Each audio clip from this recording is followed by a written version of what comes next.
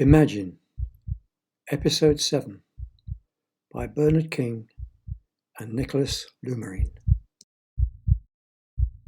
Jerome's follower turns nasty, and Nicholas's book is becoming close-up and personal. Gemma was wrong. The boat, carrying her idea that her husband was writing their affair, had sunk in a sea of reality. They had agreed Gemma would remain at home with her husband on Wednesday afternoons. Today was Wednesday.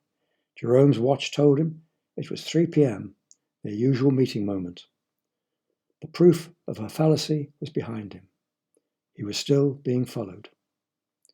Nicholas would know where his wife was. There would be nothing to write about. Yet he was still being followed. It had to be his guns. Someone was after his guns. He was being followed to check his habits and movements. If his guns were to be stolen, it would take time, and the criminals would need to know how long he would be away for. There was an easy way to find out. His follower had been changed. This one was younger, by about 10 years than Jerome, muscular and with a number 1 haircut. Jerome knew the type, spent their life in expensive gyms, growing muscles for show, and could be blown over by a puff from the lips. He made for Richmond Park. There were plenty of wooded spinneys where he could take out the pretty boy for questioning. And it was simple. He stepped off the path behind the bend and leaned against a tree. The wait was the national length of time of the first swig of a pint of beer. 5 seconds. His outstretched arm caught the man around his neck as he padded past, thumping in his Adam's apple. 2 steps back, dragging his prey on his heels behind some trees, a quick release as the man thudded to the ground. 2 fingers around the paralyzing nerve in his neck, and his right foot in the groin would complete the ambush. His script fell apart as the man thudded to the ground. His follower bounced, straight back up. Blue eyes, piercing and flashing with energy, and a crazy grin were the last things that Jerome saw. They exploded, blinding into a bright orange star. Pain scythed through his head, the top of his skull went bang, and his switch was snapped off. The curling feeling inside his nose where the hairs shriveling. A marshmallow cuddled his head, easing the thudding above his eyes. His arm hurt, and his heart was beeping loudly. The needles of sound were spiking him back to consciousness. The hospital room juggled into place. The walls levelled with each other. The beeps from the machine were now annoying him, and the soreness in his arm was due to the painkiller drip feeding into his vein. Warily opening one eye allowed the nurse to move the smelling salts away from under his nose. Behind her, the constable spoke into his radio. "He's awake now, sir." Taking the panic button from the bedside table, the constable gave it a jab. The lead weighing down his eyelids was winning. Jerome watched as they slowly closed. Of course there would be a policeman. The events in the spinney jigsawed back into place. Yes, he had been mugged. They would want to know what had happened. There was movement. He heard the door open. With a mighty effort, he prized his eyes back open. A doctor or a nurse would have been acceptable. But 7? The lead on his eyelids evaporated with the surprise at the small crowd taking up positions around his bed. "Mr. Archer, how do you feel?" A tall woman leaned forward, examining his eyes with a stare so intense he could almost feel heat radiating from it. "Mr. Archer." This time, a white-gowned man leaned towards him from the other side of the bed. "Mr. Archer, we need to know exactly." His unease at waking in a hospital was increasing by the heartbeat. 7 medics and a constable for 1 patient constituted overkill. Perhaps he was going to die suddenly, and 16 ears were better than 1 for his last gasps. But he didn't gasp. The last injection the nurse had just given him woke him up. Life turned on again. He explained, described, and expressed his condition 3 times to the waiting crowd as his bodily temperatures and pressures were measured and noted. "No headache or burning sensation on your face?" It was as if The examination had been rehearsed. Questions, one after the other, from the semicircle of doctors around him, were fired at him in turn. This was not an ordinary ward he was in. These were not your almost trained nurses or your indifferent doctors. He was being grilled. These were professional inquisitors. The constable stood up. Another uniform was trying to push into the room. "Okay, constable." The nod from the inspector was dismissive. The room emptied suddenly. Inspector Sinclair introduced himself. "Your wallet is missing, Mr. Archer. We have taken it to stop your credit and bank cards." Jerome tried to work out why, if they had the credit cards, they had to stop them. Yes, perhaps he was going to die, and they were tidying up before he expired. Nevertheless, he nodded his thanks. Now, acutely aware before the inspector's acetylene stare, his situation was beyond the usual.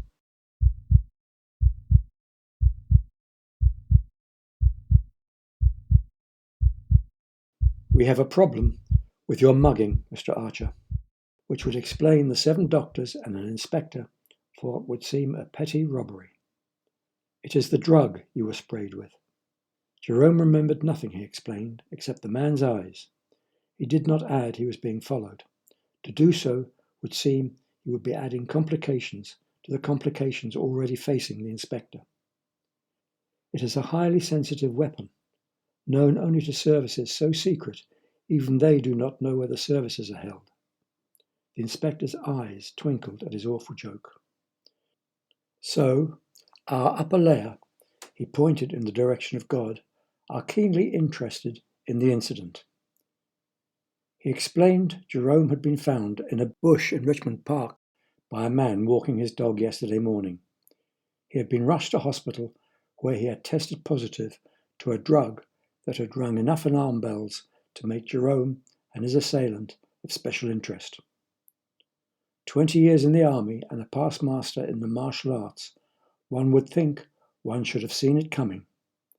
The inspector leaned his head towards Jerome, emphasizing his question. Jerome shrugged a bemused shrug of his shoulders. "Yes, that is a stupid question. Of course one did not," said the inspector. Jerome was obviously a dead end. The inspector did not waste his time on dead ends. The click of the door closing behind the policeman significantly spurred Jerome's rate of thinking. So, he had been checked thoroughly, not only medically, but also his private life. The concern that a drug made for the exclusive use of government shadows was now available to the underworld was understandable. That his follower retaliated when Jerome attacked him was natural. If Nicolas Lumarine was behind his follower, he would hire the best, and his attacker was certainly professional and had the latest equipment. If they were after his guns, they would have taken them by now, and the inspector's interview would certainly have been literally more arresting. The balance tipped towards the author, or a new door opened suddenly. Gemma. No, he closed it as quickly as it had opened. She could not have any possible reason to have him followed. It must be Nicolas. He had the wherewithal and the motive. But if Gemma had not broken her secret, who had? With blood pressure 120/80, a pulse rate of 90 beats per minute, and every bodily accessory in place and functioning correctly, Jerome shielded his eyes from the bright sunshine as he strode out through the hospital door. He ignored the nearest bus stop, walking past 2 before he waited at the 3rd. It was a message. Anyone following him would now be aware that Jerome would also be watching. But now there was no attempt at concealment. The car crawled beside the curb and followed his bus. He stopped at his gate and waited. The car drove slowly towards him and stopped a few doors down the road. With his hand on his gate and staring unseeing at his front door, Jerome counted 30 seconds before putting his decision into action. Seeing no other answer, he pulled the gate back shut, turned, and walked quickly towards the car. The driver obligingly lowered the window for Jerome to poke his head through. "Hello, mate."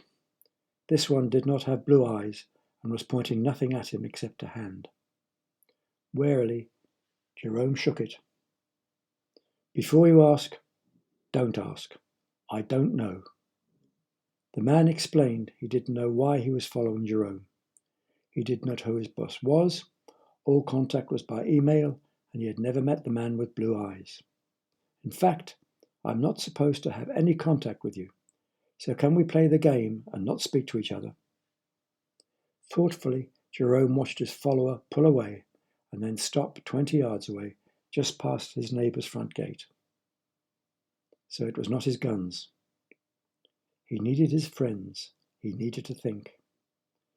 Carefully using each key in the correct sequence, slowly his door glided open to his guns a go-go. The relaxing scent of machine oil cuddled around him, welcoming him in as he entered the room. He sat in Field Marsh Montgomery's lap, with his tumbler of whiskey, looking at the collection gleaming and glinting around him.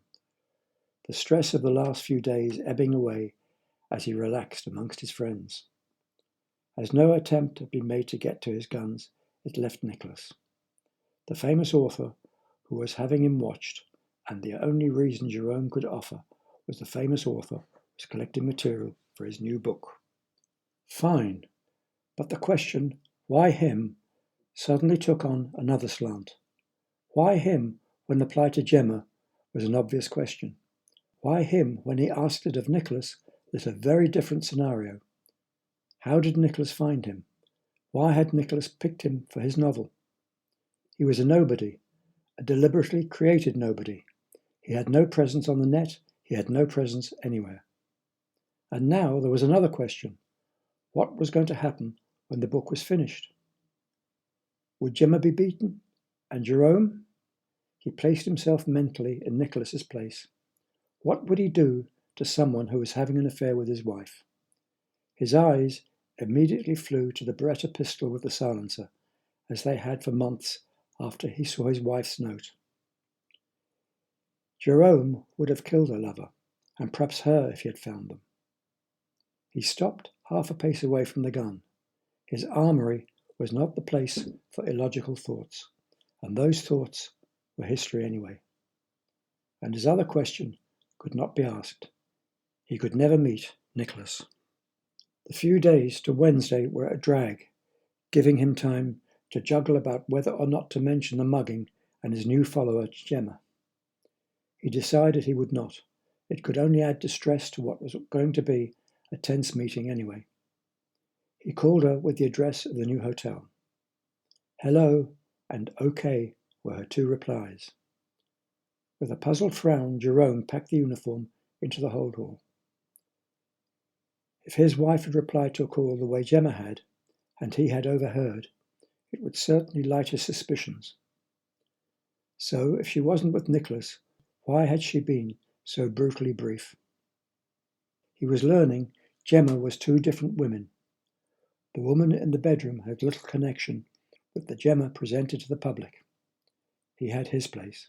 He must remember to stay with the one in the bedroom and forget Mrs. Public Lumarine. The bedroom was bigger than the one in Hotel Grime, but on Madame's instructions there was no view. A close-packed row of poplars, rippling silver leaves, told a false story of the countryside, effectively concealing the car-breaker's yard behind, visually, if not audibly. Her expression was enigmatic. He had hardly finished laying out the uniform when she opened the doorway, paused, and stood looking at him. He saw the envelope immediately. So despite their meeting interval, Nicolas had been writing. Get undressed, she gave her orders as she passed. And read that. The door of the bathroom clicked closed behind her. The A4 envelope was not sealed. The papers slipped out easily. Now the pages were numbered. Nicolas had reached page 13. What did that mean? Any thoughts, connections, or superstitions about the mystic number crashed. His eyes, popping now, had jammed. His mouth flopped open, providing an easy escape for his gasp. The page had faded out of focus. leaving the third word standing out horribly clear. Now, triggered by his imagination, it flashed, warning, worrying, and life-changing. Her order was forgotten. He had been wrong. His timing was out. Of course Nicholas had been writing. He had the material from their last meeting. His eyes would not move from the third word. It was a name, and it was his. Nicholas Numarine knew the name of the man his wife was having an affair with. And why stop at a name? He could have Jerome's address, where he worked, even the numbers on his credit cards. But no one had called at home or at work, and his card security was intact. It was a relief to know that Nicholas's powers were limited, for the moment. Again, the script was almost verbatim. Her sweeping aside the £50 notes, the undressing and the dressing, and something he had not noticed, the suppressed giggle of the receptionist as he left the hotel, still in uniform. But there, the story stopped. As their meeting had ended, so it seemed had the river of information feeding Nicholas's imagination.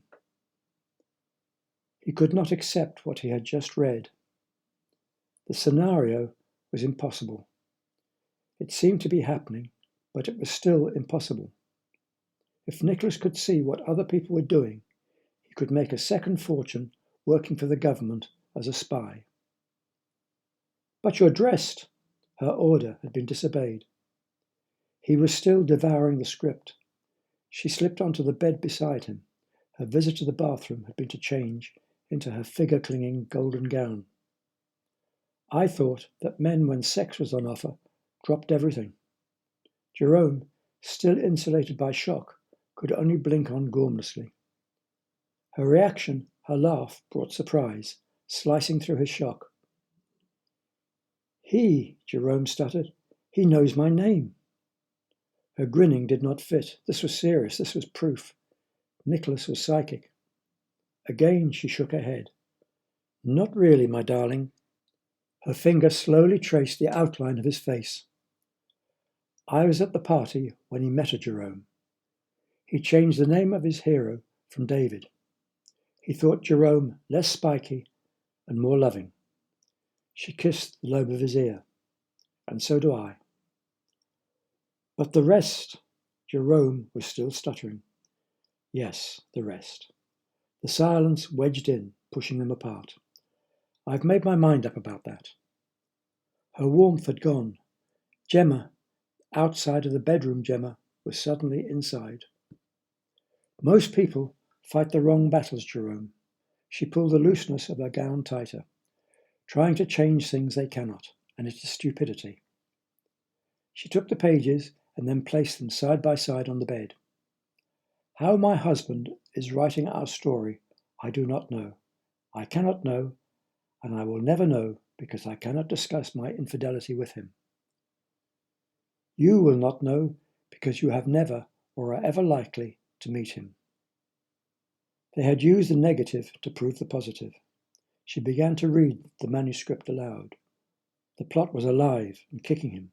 Small details were different, but it was obvious they were providing Nicholas's story. Jerome realized again his timing was incorrect. Nicholas had not written a word for 2 weeks. The 2 weeks they had not seen each other. Apparently, he had been hell to live with, pacing around his office, snapping at everyone, and drinking even more. Her voice was calm as she read the impossible, the point of view of the character, his character, how he was feeling as he was undressed and then redressed, his emotional reaction after she had left.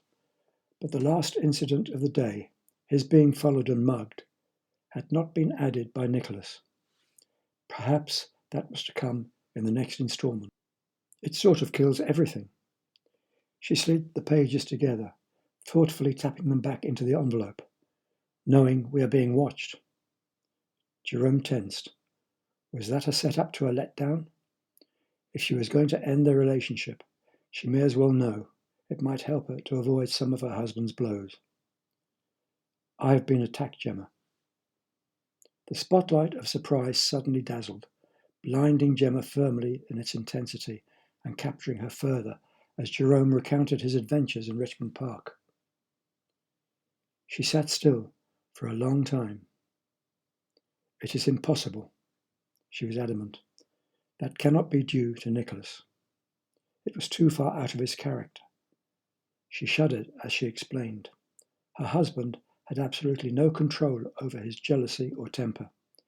If Jerome was even a shadow on her husband's radar, they would both be in hospital by now, or even worse.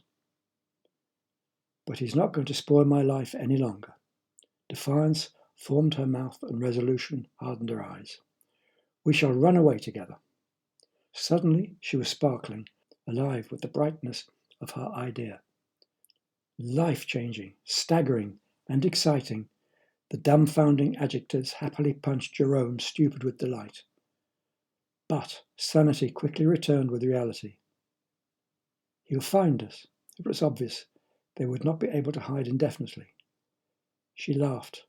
"Not forever," she laughed again. "Just for a week. We shall go to Brighton and vanish amongst the dirty weekenders." To spend a week with a woman he loved, to have Gemma to himself. He allowed the pleasure of his thoughts to linger on, blocking out the reason for their 7-day escape. As they could not change the situation, they would go along with it, test Nicholas's powers of remote snooping. But Gemma had another surprise.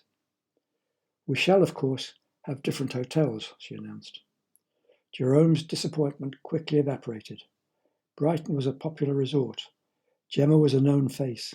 The paparazzi made much more than 4 when they put 2 and 2 together for the editor of Rag Mags. They would hire a car and go for long drives in the country. He must bring his passport and they could then pop across to France. They would swim and walk. They would not think, worry about, or discuss her husband. Dates and times were not spoken. They were written on the back of one of pages of Nicholas's book. His powers of clairvoyance were to be fully tested. "I must go." With a ripple of gold, she stood, then moved slowly to the bathroom. "You have a husband waiting," Jerome said absently, absorbed by the sensuous sweep of her gown. At the door, she turned and returned his stare. The gold parted and slid slowly to the floor. "Brighton." It was a murmur. "Anticipate." She allowed his excitement 6 seconds, but as his gaze moved up her nakedness to her face, the door was softly closed. Their different worlds were showing. He was confused. Too many different emotions were hitting him. His thinking was tightening. The circles he was going around in were getting smaller, bringing more confusion. But Gemma, cool Gemma, could think through the tangled bundle. She was not allowing the situation to faze her. The bathroom door opened. Cool Gemma's body language had changed. She picked up the envelope and slipped it into her bag. "Your follower. He must be dropped." Jerome nodded. He had already thought about it. "To Brighton." There was no smile, not even a glance. The door clicked behind her. Was he supposed to take the uniform to Brighton? Had she found Nicholas's storyline? Jerome stared into the silence. The woman could change his world with just a look.